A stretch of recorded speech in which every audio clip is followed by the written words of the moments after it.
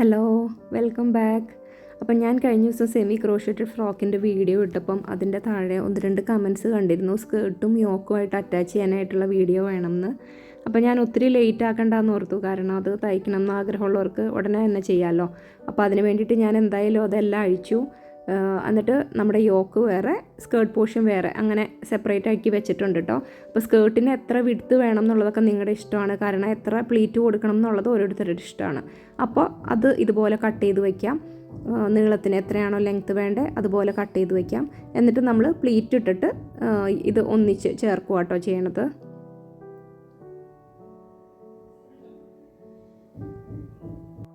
ഇതായിപ്പോൾ കണ്ടോ, നമുക്ക് ചെറിയ ചെറിയ പ്ലീറ്റ് ഇട്ട് പോവാം കേട്ടോ. ഇവിടെ കണ്ടോ,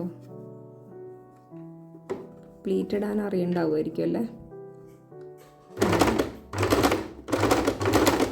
ചെറിയ ചെറിയ പ്ലീറ്റ്സ് ഇടാം കേട്ടോ. എന്ന് വെച്ചാൽ നമ്മുടെ യോക്കിന് എത്രയാണോ വീതി വന്നേക്കുന്നത് അത്ര എത്തുന്ന വരെ ചെറിയ പ്ലീറ്റ്സ് ഇട്ട് കൊടുക്കാം. ഇങ്ങനെ ഇട്ട് കൊടുക്കാം കേട്ടോ. അങ്ങനെ മുഴുവൻ സ്കേർട്ടിൻ്റെ പോർഷനിലും ഇട്ട് കൊടുക്കാം കേട്ടോ, പ്ലീറ്റ് ഇട്ട് കൊടുക്കാം കേട്ടോ. എന്നിട്ട് കാണിച്ചു തരാം. ഇതാ ഇപ്പോൾ കണ്ടോ, എല്ലാത്തിനും നന്നായിട്ട് കറക്റ്റായിട്ട് ഒരേ ലെവലിൽ ഞാൻ പ്ലീറ്റ് ഇട്ട് എടുത്തിട്ടുണ്ട് കേട്ടോ. സ്കേർട്ടിൻ്റെ പോർഷനിൽ കണ്ടോ, പ്ലീറ്റ്സ് കറക്റ്റായിട്ട് ഇങ്ങനെ എടുത്ത് വെച്ചിട്ടുണ്ട്.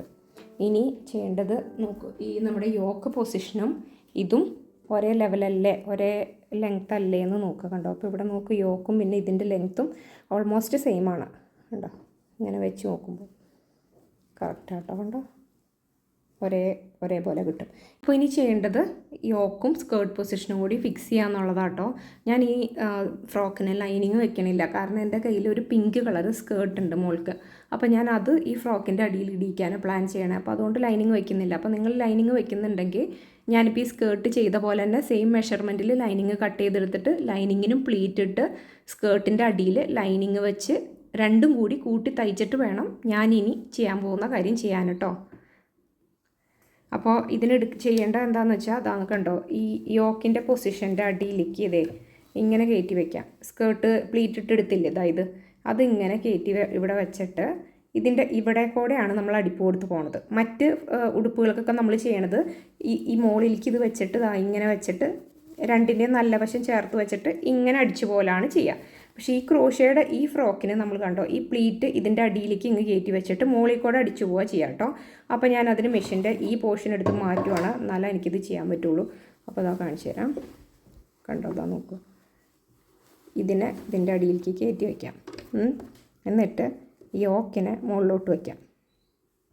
കണ്ടോ, യോക്കിനെ ഇതിൻ്റെ മുകളിലോട്ട് വെച്ചു.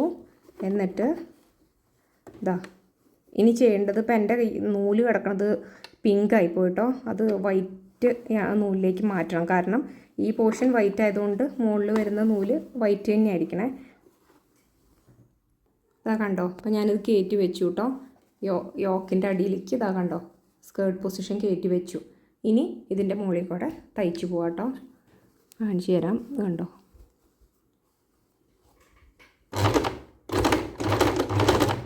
അതൊക്കെ സാവധാനം തയ്ക്കുക, കാരണം ഇത് നോർമൽ മെറ്റീരിയലൊന്നും അല്ലല്ലോ, അഴിച്ചും പിന്നെയും ചെയ്യുമ്പോൾ ഇത് നാശമാവും. അപ്പോൾ കണ്ടോ, ഇതിൻ്റെ മുകളിലേക്ക് ഇത് വയ്ക്കും, എന്നിട്ട് തയ്ച്ചു പോവും.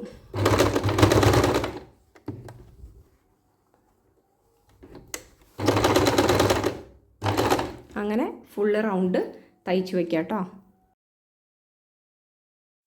ഞാനിതിൻ്റെ വീഡിയോ ആദ്യം ഇട്ടപ്പം ഒത്തിരി പേർക്ക് ഇതറിയില്ലായിരിക്കുന്നതെന്ന് ഞാൻ ചിന്തിച്ചില്ല കേട്ടോ. പിന്നെ എന്താണെന്ന് വെച്ചാൽ എനിക്ക് ഇതിൻ്റെ ഒത്തിരി ലിമിറ്റേഷൻസ് ഉണ്ട് ഇവിടെ തയ്ക്കാൻ വേണ്ടിയിട്ട്. തയ്ക്കലും ഒപ്പം ഷൂട്ടിങ്ങും അത്യാവശ്യം ബുദ്ധിമുട്ടാണ്. എനിക്ക് അതിനുള്ള ടേബിളും സൗകര്യമൊന്നും ഇല്ലായിരുന്നു. അപ്പോൾ അതുകൊണ്ട് ഈ തയ്ക്കുന്ന സമയത്ത് ലൈറ്റിങ് പിന്നെ ബാക്കി ടേബിൾ ഇതൊന്നും നിങ്ങൾ നോക്കണ്ട കേട്ടോ. ആകെ ഭയങ്കര മെസ്സായിട്ടാണ് കിടക്കുന്നത്. ലൈറ്റിംഗ് ആയാലും കറക്റ്റല്ല. പക്ഷേ നിങ്ങൾക്ക് ഇത് തയ്ക്കുന്നത് എങ്ങനെയാണെന്നൊരു ഐഡിയ കിട്ടാൻ വേണ്ടിയിട്ടാണ് കേട്ടോ ഞാനിപ്പോൾ ഇത് ഇങ്ങനെ ഒരു എഫേർട്ട് എടുത്തത്. നമുക്കറിയാലോ, ഫുള്ള് തയ്ച്ചത് മുഴുവൻ അഴിക്കൽ നല്ല പണിയാണ്. എന്നാലും ഞാൻ പിന്നെ നമ്മളൊരു ട്യൂട്ടോറിയൽ ചെയ്യുമ്പോൾ അത് A to Z എല്ലാവർക്കും ക്ലിയർ ആവണമല്ലോ, അതിന് വേണ്ടിയിട്ടാണ് കേട്ടോ ഇത് ചെയ്യുന്നത്. അപ്പം ഈ ഒരു വീഡിയോ കൊണ്ട് നിങ്ങൾക്ക് ഡൗട്ട്സൊക്കെ അത്യാവശ്യം ക്ലിയർ ആയെന്ന് വിചാരിക്കുന്നു. ലൈനിങ്ങിൻ്റെ കാര്യം ഒന്നും ചെയ്യാനില്ല. എങ്ങനെയാണോ ഈ സ്കേർട്ട് ഇപ്പോൾ വെട്ടിയെടുത്തത് അതേ മെഷർമെൻറ്റിൽ 1 ഇഞ്ച് നീളം കുറയ്ക്കണം. എന്നിട്ട് സ്കേർട്ട് തയ്ച്ച പോലെ തന്നെ തയ്ച്ചിട്ട് പ്ലീറ്റ് ഇട്ട് ലൈനിങ് ആദ്യം സ്കേർട്ടിനോടുകൂടി അറ്റാച്ച് ചെയ്തിട്ട് പിന്നെ ഇപ്പോൾ ഈ ചെയ്യുന്ന അതേ പാറ്റേൺ തന്നെ ചെയ്യാം കേട്ടോ.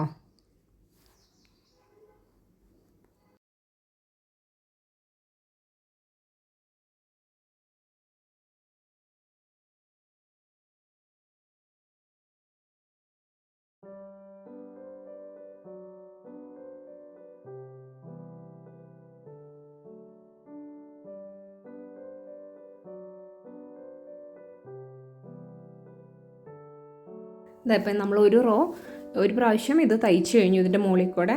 ഇനി ഒരു വട്ടം കൂടി ഒന്ന് മുകളിൽ കൂടെ സ്റ്റിച്ച് ചെയ്യാവുന്നു, നല്ല ബലത്തിലിരിക്കാൻ വേണ്ടിയിട്ട്. അപ്പോൾ ഞാൻ ഒരു റൗണ്ടും കൂടി സ്റ്റിച്ച് ചെയ്ത് കാണിച്ചു തരാം.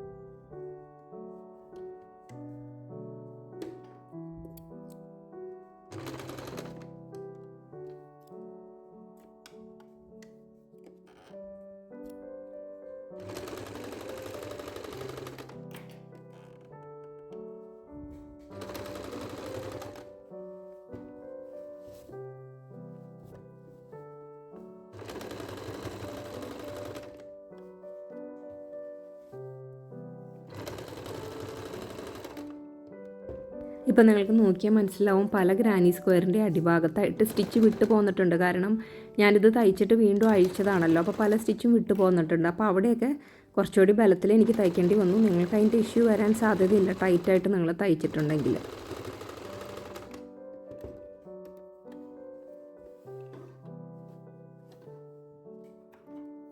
ഇതപ്പോൾ കണ്ടോ, നമ്മുടെ സ്റ്റിച്ചിങ് കംപ്ലീറ്റ് ആയിട്ടുണ്ട് കേട്ടോ. ഇപ്പോൾ നിങ്ങൾക്ക് എല്ലാവരുടെയും ഡൗട്ട് ക്ലിയർ ആയി എന്ന് വിചാരിക്കുന്നു. അപ്പോൾ എല്ലാവരും ട്രൈ ചെയ്ത് നോക്കൂ. താങ്ക്